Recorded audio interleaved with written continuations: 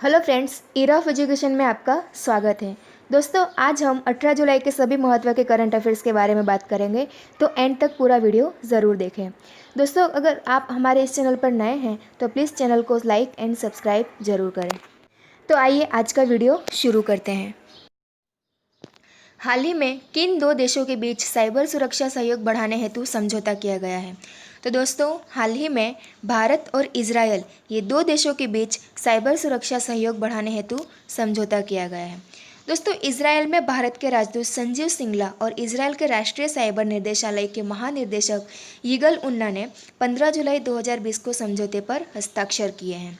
दोस्तों, इजरायल के राष्ट्रीय साइबर निर्देशालय के महानिदेशक अन्ना ने यह भी कहा है कि भारत के साथ सहयोग संबंध को गहरा करने, वैश्विक साइबर चुनौतियों से निपटने की दिशा में यह एक महत्वपूर्ण कदम है। दोस्तों, यहाँ पे मैं इजरायल की एक खास बात और आपको बताना चाहूँगी कि इजरायल की खास बात यह है कि वह हथियारों और रक्षा प्रणाली के लिए मशहूर है।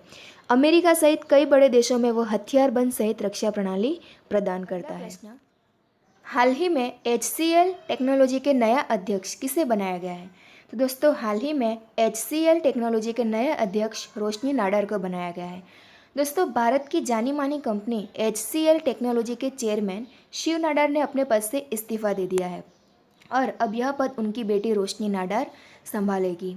दोस्तों, HCL का फुल फॉर्म है हिंदुस्तान कंप्यूटर्स लिमिटेड और उसकी स्थापना 11 अगस्त 1976 को की गई थी। उसके बाद अगला प्रश्न, हाल ही में नेल्सन मंडेला अंतर्राष्ट्रीय दिवस कब मनाया गया?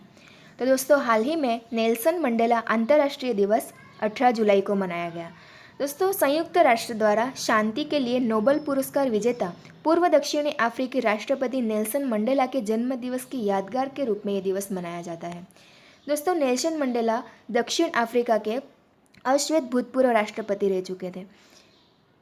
इस दिवस का मुख्य उद्देश्य लोगों को विश्व में शांति हेतु बदलाव लाने के लिए प्रेरित करना है।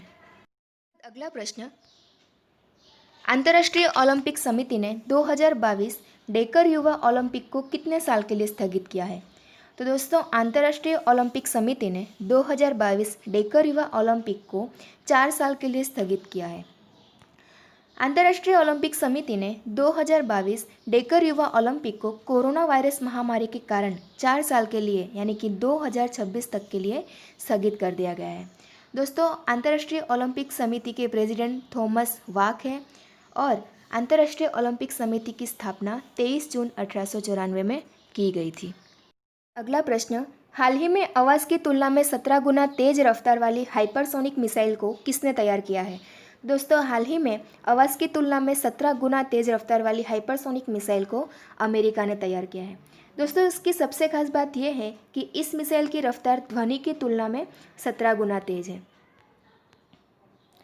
अमेरिकी सेना के एक वरिष्ठ अधिकारी ने बताया है कि इस मिसाइल का सफल परीक्षण प्रशांत महासागर पर किया गया है।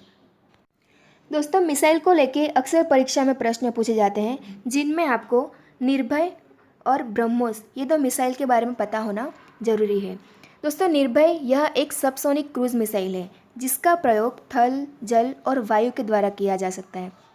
और उसके बाद ब्रह्मोस यह एक सुपरसोनिक क्रूज मिसाइल है। यह भारत की पहली ब्रह्मोस मिसाइल है। इसकी विशेषता यह है कि यह मिसाइल जल, थल, वायु अर्थात पानी के जहाज के द्वारा या वायु में वायुयान के द्वारा छोड़ा जा सकता है।